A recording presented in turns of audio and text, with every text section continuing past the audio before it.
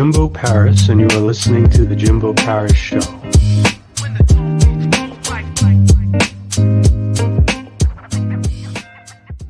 All right. Can everyone hear me? How's it going, everyone?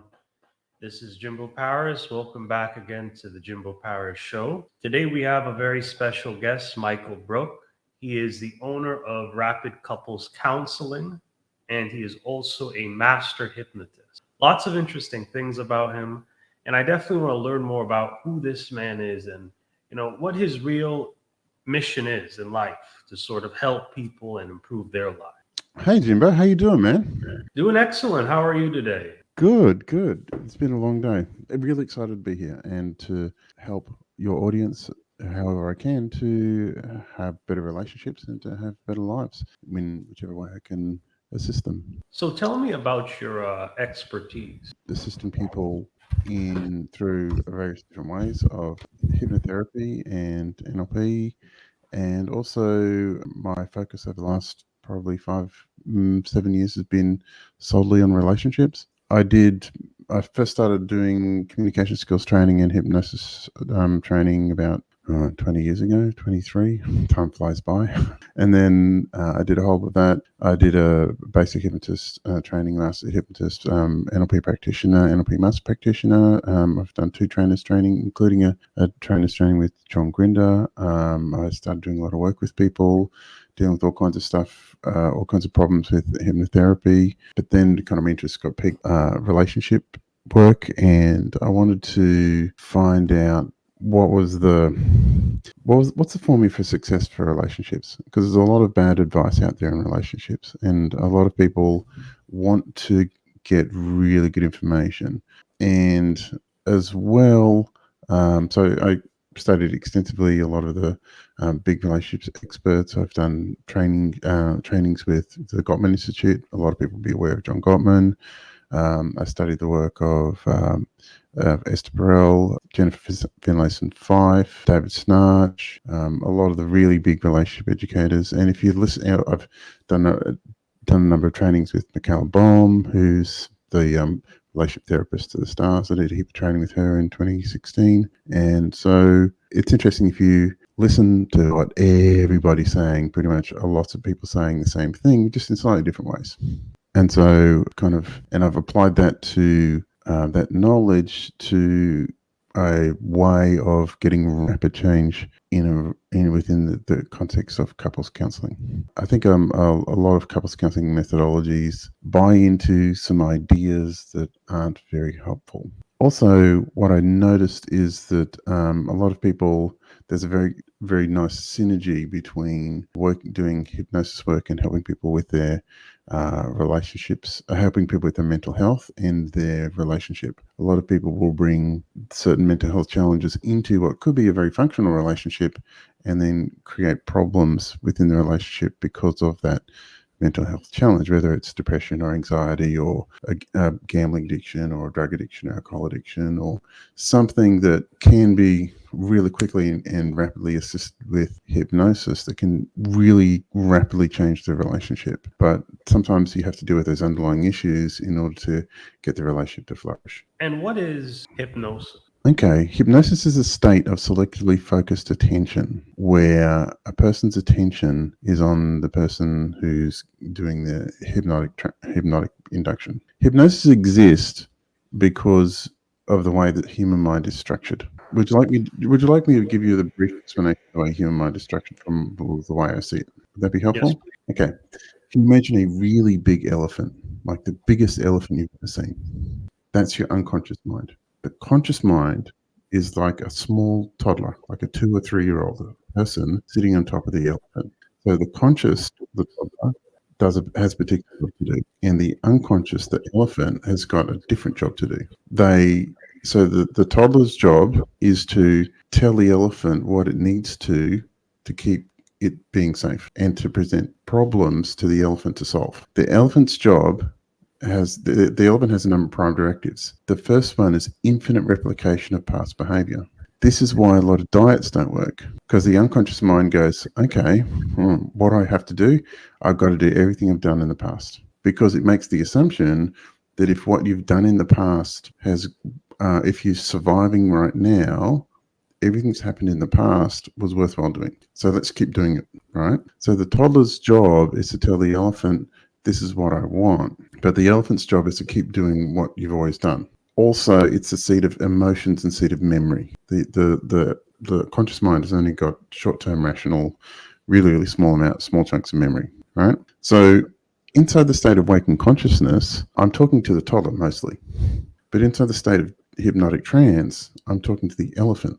And inside the state of hypnotic trance, the elephant's really suggestible and really able to change very quickly. So if someone's, so for example, had a client a while ago, she was smoking 30 cones of marijuana a day and had done so for 30 years, right?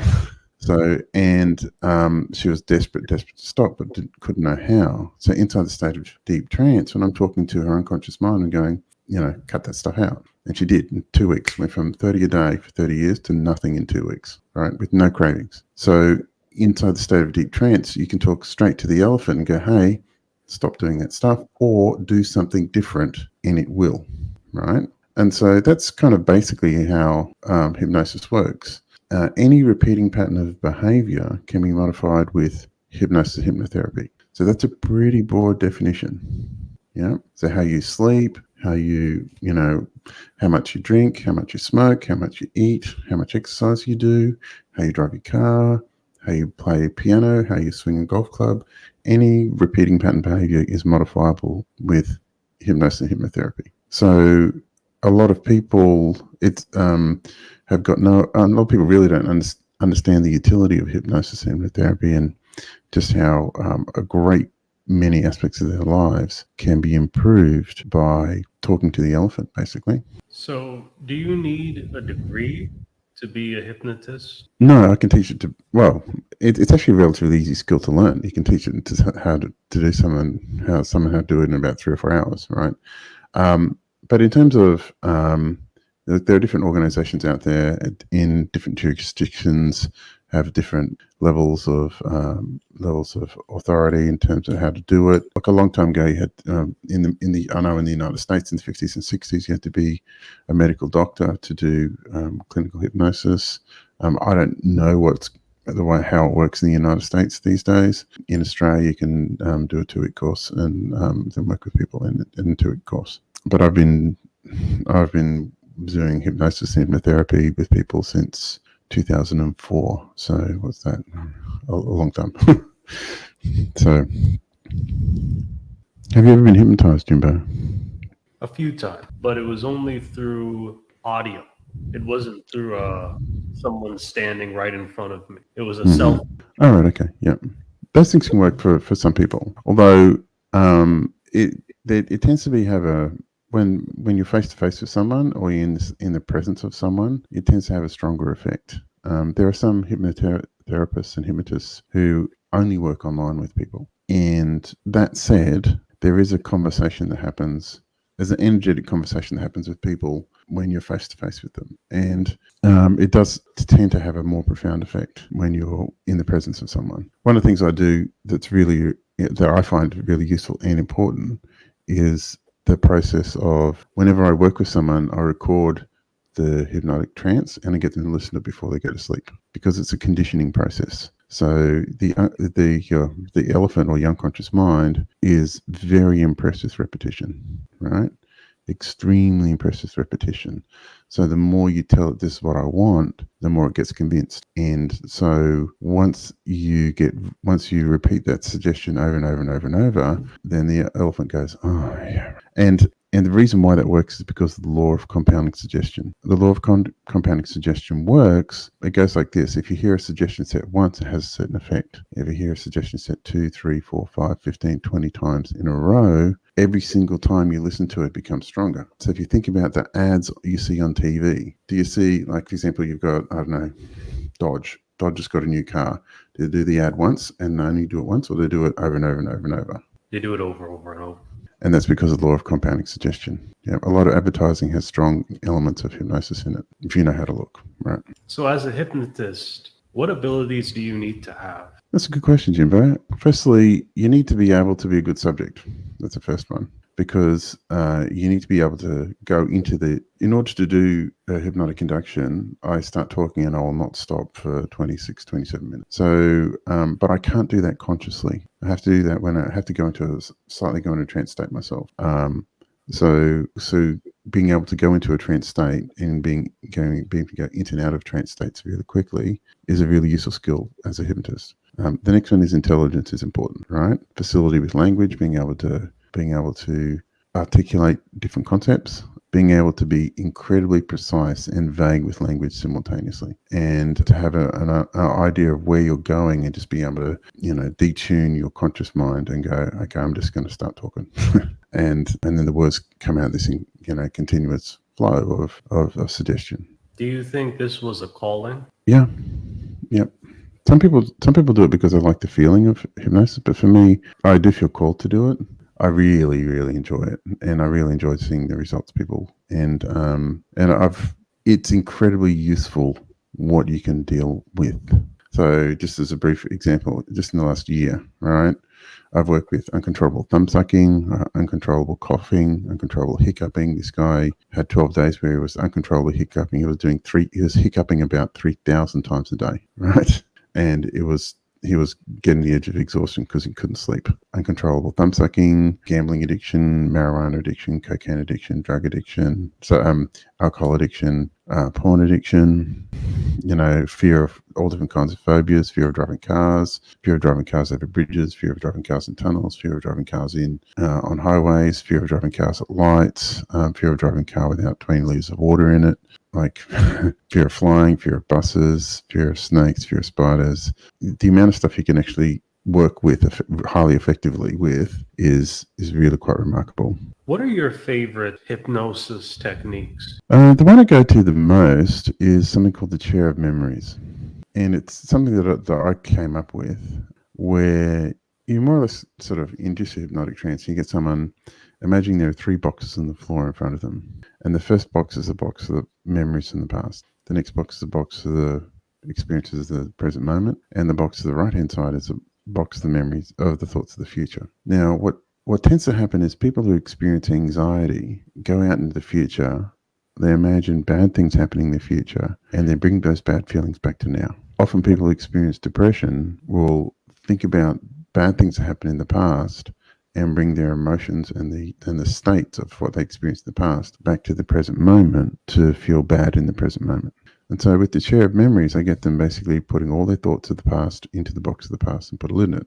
And then get them putting all their thoughts of the present moment in the box of the present moment and put a lid in it, and putting all their thoughts of the future into the box of the future. So that then they put a lid on that. So they're actually in right here in the present moment. Because the truth is, well, we live in another set of nows. There's another now, and that now is gone. And there's another now, and that now is gone. And there's another now, and that now is gone. We live a continuous sequence of nows. And the past is literally a construct we use to enable us to make meaning, to learn lessons, and to be able to allow us to move forward and solve problems in the future. Well, that's a useful way of addressing the past. Now, some people experience truly heinous, horrible things in the past. And I don't seek to take that away, but continually reliving that isn't a way of experiencing a good experience in the present moment. Being able to go, okay, that's in the past. I'm going to be in the present moment, and I'm going to focus on the future that I want to have happen and take the shortest, most direct possible steps in the direction of shortest, most direct possible route in the steps of the direction I want to go with the minimum possible steps. And if you keep telling your unconscious mind that's what I actually really, really want, the elephant really, really wants to give the toddler what it wants. And so the chair of memories is incredibly useful for people experiencing stress, who are experiencing anxiety, experience depression, people who are in genuinely very, very difficult times in their lives. And the vast majority of the time I meet people that they're having a really bad time, whether it's addiction issues or they come through hypnosis, or for a lot of my couples counseling work, people show up at more or less the worst time in their lives. And so I'm dealing with people in the worst time in their lives all the time. So being able to get them out of the stress of the moment and to be able to focus on what they need to do now and to start moving forward is something that's really helpful. How do you change the behavior and habit of clients? In what With couples or with hypnosis? I think I want to begin moving towards your experience as a relationship counselor. So there's a couple of things. Firstly, so the question is, how do I get couples to change? Is that kind of what you're asking? So the first move I always make, which makes the work move really quickly, is that I basically address the topic of emotional fusion versus differentiation. So when people are in a crisis, it's like they're emotionally fused together, right? So if you imagine you've got two people, I'm holding my hands apart for the people listening to this, you've got two people that are kind of relatively separate. As time goes by, they smush their lives together, but they also they smush their emotion responding together, and so they end up becoming extremely emotionally reactive to each other. So they say something, you get triggered, you say something, they get triggered, and then they say something, and then you say something, and they get trigger. And so there's these emotional cascades in a relationship that aren't very useful. I say to couples all the time, I ask the question, if you were to be emotionally reactive to your boss the way you do to your partner, how long would it take for you to get fired? The answer question is yeah, it wouldn't take long at all, right? But they can regulate their emotions at work, but they just choose to not do it at home. So the first thing I say is, well, probably a good idea for you to regulate your emotions at home. And if people can do it at work, they have the capacity to do it at home. But that instruction only works if both people do it. So the first move I always make is I get both people regulating their own emotions. Now, what that does is through the change program I have with couples, what that does is it stops the reactivity in the relationship, and people start bringing kindness to their partner. And then the sense of reactivity comes down, then they tend to start thinking more clearly, and then problems are able to be addressed. Difficulties in the relationship are able to be dealt with. Often, if both people do that, then they tend to start liking each other again, and desire for the relationship is increased. And so you get it as the emotion reactivity increases, desire for the relationship decreases. If you take the emotional reactivity and turn it down, desire for the relationship increases. And so you can rapidly and quickly change desire for the relationship merely by virtue of changing people's reactivity. But a lot of people think that, a lot of people get that the wrong way around. They think, if I desire my partner, I won't be emotionally reactive. And if my partner does what I want them to do, then everything's going to be fine. But it doesn't work like that. The first move I get, when I'm working with clients on this, I get them to go first. If, like I say to couples all the time, on a scale of 1 to 10, 10 being the best possible partner for your relationship partner you can be, how would you rate your own performance? And they'll normally go, somewhere between 3 and 6, right? And I go, okay, well, it's your task to get you up to 10, because a lot of people try and improve their relationship by hammering their partner in the shape they want them to be. And I've asked hundreds of couples this specific question: does confronting and fighting with your partner work at improving your relationship? Does it actually work, right? And I've yet to get an unequivocal yes. I've asked that question hundreds and hundreds of times, but it's the thing that everybody does. Everybody tries to improve their relationship by hammering their partner. If only you stopped putting the dishes in the dishwasher, I would stop yelling at you, right? Or if you stopped, blah, blah, blah, blah, blah, then I'd stop being emotionally reactive, right? Well, how about you stop being emotionally reactive first, and then you'll both get along a lot better. And so the first move is to go, you take responsibility for emotional state, you bring the best of yourself to your partner, and if you both do it at the same time, desire is created real fast. And the temperature in the relationship plummets from being really hot down to, actually, I kind of like you again. And when it comes to emotional reactivity, how do you fix those issues in most people? Well, there's a couple of things. Firstly, there's been a whole heap of research done over the last 20 years, the emotional self-regulation benefits of exercise. And the sweet spot appears to be 120 to 180 minutes a week where your heart rate's over 120. So you need to be doing 2 to 3 hours a week where you're huffing and puffing, where your heart rate's over 120. Well, that's the first thing I tell everyone. If their relationship's in crisis, I ask the question, are you doing exercise? And most of the time it's no. I once had this client, and I was talking about this, and she goes, "Oh, really?" She goes, "Yeah, everything was great right up until the end of February." And I said, "What happened then?" She goes, "Oh, what happened before that? I was working part time and I was going to the gym 5 days a week." I went, "Okay, I do an hour of cardio a day. Great. What happened after February?" "Oh, I stopped doing that. I started working 8 to 10 hours a day, and I stopped going to the gym. We started fighting all the time." So it's simple. Go back to the gym. I cannot tell you that I've had clients after a fortnight of working out, doing a half an hour a day each, come back and go, "We don't need you anymore. Our relationship's good. The exercise fixed it." Joking. So exercise. Firstly, is exercise is fundamental. Next thing is I recommend some kind of meditation practice or doing some kind of hypnosis, because I listen to hypnotic trance every day for my mental and emotional regulation. And but the next thing is also so in terms of getting them regulating their emotional states, is I get them examining what it is about which they fight, because a lot of things that people fight about either is not fixable or isn't worth fighting about. So one of the communication rules I teach clients is called the 100-day rule. And the 100-day rule is a cultural custom from Vanuatu. And it basically says if something really bad happens and it's more than 100 days old, you can't talk about it. So I encourage couples to apply the 100-day rule to their relationship, to stop bringing up the past that you can't fix. And a lot of people will do that. There's normally one historian in the relationship that brings up the past all the time, and it doesn't work. It makes people miserable. You've been in this business for close to about 18 years. Yeah. How does it feel? That's a good question. I love what I do. I really love what I do. And there's good days and bad days, got to say. Some days everything goes, I get someone come in and go, "Hey, that hypnosis you did with me was amazing." And, my life's completely turned around. That's a good day. Or you get couples come in and they, at session 2 or 3, because I normally only see my clients 3 to 5 times, right? John Gottman recommends couples do between 12 to 20 sessions. I had one client, one couple, say they did to 40 sessions with another couples counselor and got nowhere. And they did 2 with me and they were done.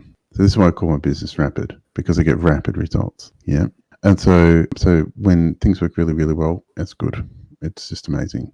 But sometimes in this business, you come face to face with some people who are genuinely bad. Sometimes you come face to face with people who are highly invested in crushing their partner. And sometimes you come face to face with people narcissistic that are trying to hollow out their partner's lives. And that takes a bit of getting used to. How satisfied are you with your work? I love it every day. I feel blessed to do this. As you continue to pursue your goals as a hypnotist, what's the future? In what respect? The future for the field or the future for myself? The future for you or rapid couples counseling. I want to take what I do and make it really big, simply because I think the paradigm of the way a lot of couples counseling is organized isn't really effective. Yeah. Like, I'm really interested in success. I'm really interested in doing what works. Yeah. I'm really saying, hey, if you want to have a good relationship, you need to do these things. And because, not only will when clients come in, I see exactly what they're doing that's not working. And I'll lay things out for them in really short order, And I really want people to understand that a lot of what they're experiencing in a relationship is actually normal. That it's normal to lose desire at some point. It's normal for there to be challenges in a sexual engagement. There's normal to be challenges in terms of emotional intimacy. There's normal for, the stresses of life to get in the way. And that well negotiated, those difficulties that come up that everybody experiences are midpoints in the relationship and not an end point. But a lot of what happens with people, though, is they get to that point, normally between the 6 and 9 year mark, where they feel like they're having repetitive arguments. They feel like the sexual engagement's not very good. They argue about meaningless stuff that they would never have thought about at the beginning. They're not giving their partner the time and attention, at least positive time and attention. They just feel like they're either disconnected or feel like they're just angry flatmates. And, I wanted to let people know that's actually, it's normal, but well negotiated its midpoint, and you can get back to the place of feeling in love again, get back to the place of revitalizing the spark, and it doesn't take too long. You just have to get the right instruction, and you can get back there really quickly. And so I want to take that message, and I want to help a whole heap of people. And tell me a bit about your personalized program. So it depends on what people are coming to me for. Often people come to me for one particular issue, like, I don't know, quit smoking, right? And so, okay, that's fine. I'll hit them with a magic hypnosis wand and they stop smoking. But then they go, okay, I need to quit drinking as well. And then, so I'll work on that. And then the next thing is they'll come back and they, okay, I need to be able to improve my focus in business. Okay, so we can work on that. And then, one guy said, oh, I want to take 3 shots off my golf handicap. Can you do that? I went, yep, no problem. That's okay. And so we work on that. And so it's a matter of going, okay, what areas of your life do you need improvement in? And then we just systematically work through them, right? As well as keeping an overall vision about what the overall direction people want to have. Getting back to the toddler elephant metaphor, the elephant needs to know which way to go. And the toddler needs to tell the elephant which way to go. But in the absence of absence of direction, well, the elephant go round and round in a circle, right? It doesn't have to go anywhere. And so the toddler needs to keep on telling the elephant, hey, you need to go this way. And the process, I think, the process of achieving something you want in life and moving in the direction that you want in life is really, actually, I think, very simple. It's deciding what you actually want, deciding that it's consistent with your sense of self and your identity, then focusing on it clearly and telling the elephant, how do I get there in the shortest possible steps, and then work really hard to get to do the steps you need to do, whilst gathering the information you need from the people who have been successful in that field before. And so I've done a whole heap of stuff in my life where I've gone, okay, I want to learn how to do that, and so I want to get good at that. And so I managed to do that. I got a black belt in martial arts. I learned Spanish and German. I built 2 aircraft, so I decided I want to figure out how to build an aircraft. So I built 2 aircraft. I've grown this business. I want to learn how to become a really good dancer. And so it's focusing on a future outcome. Going, really want to do that, and then take the steps to do it. Work really hard and learn as much as you can from the best possible exemplars and best possible people you have in the world that you can find.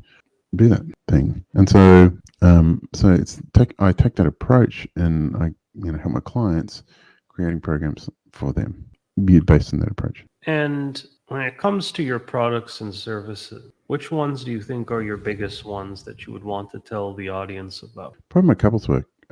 Firstly, because here's the thing, mostly like sometimes a lot of my hypnosis clients come from a couples work. So, for example, someone might have a gambling addiction that their partner goes, okay, I'm done. I can't do with this. So we need to sort that out.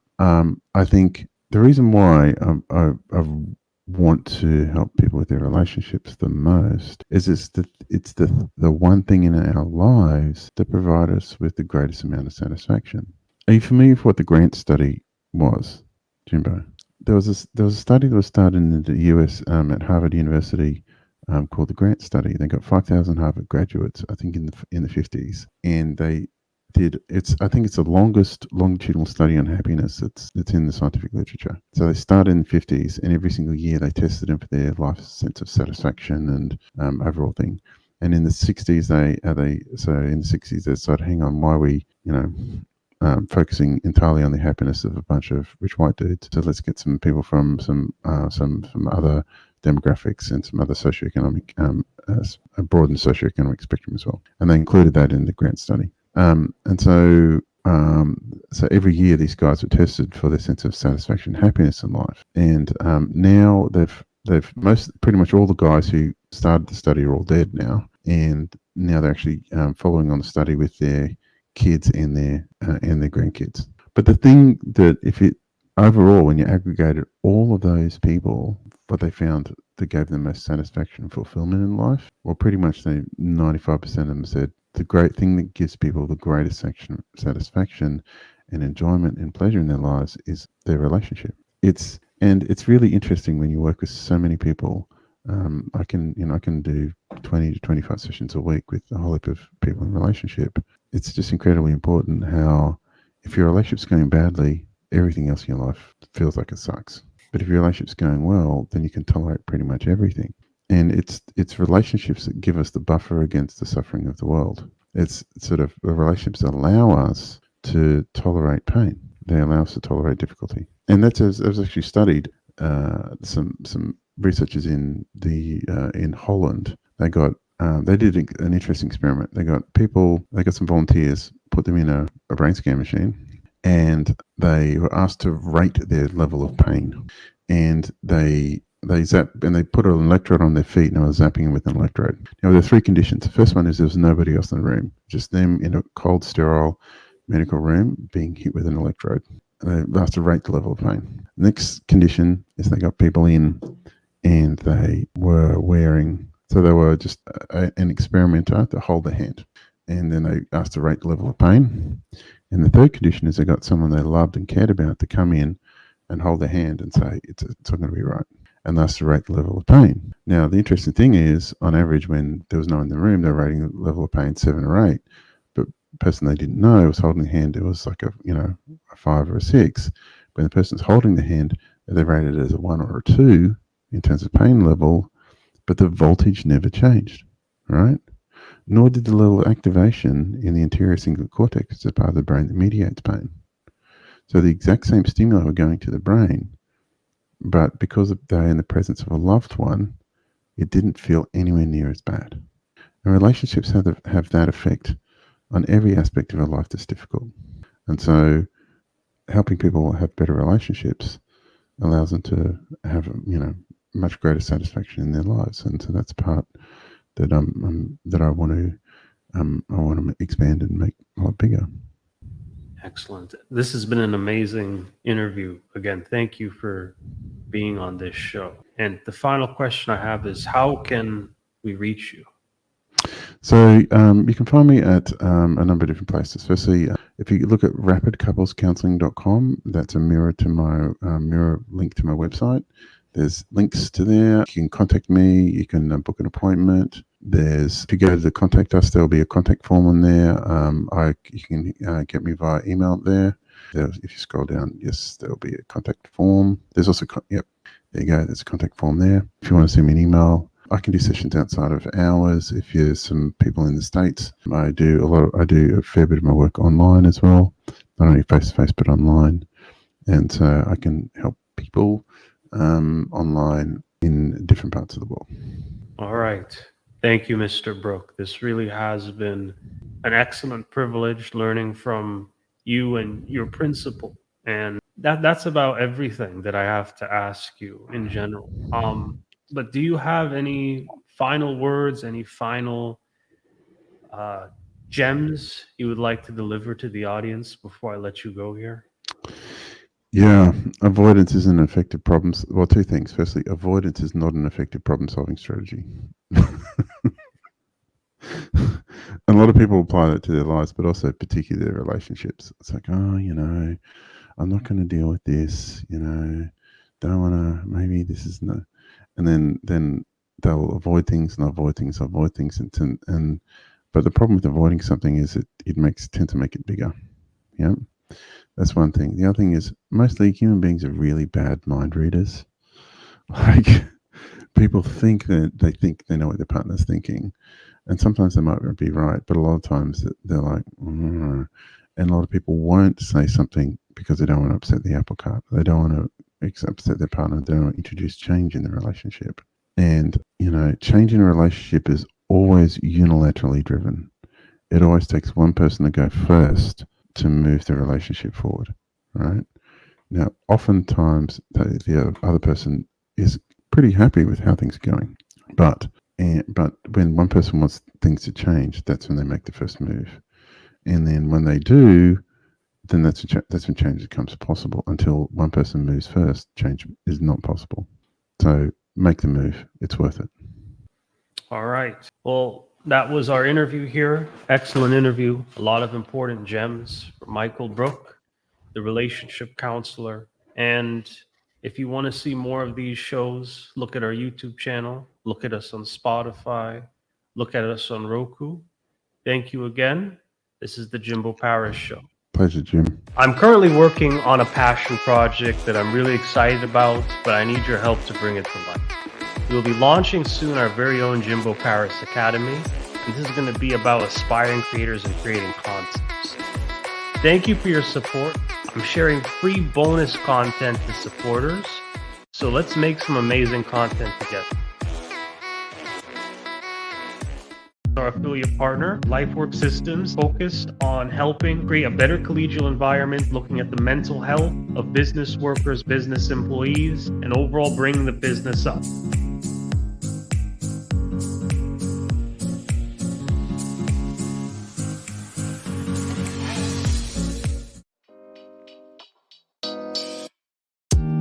Thank you for listening to the Jimbo Paris Show.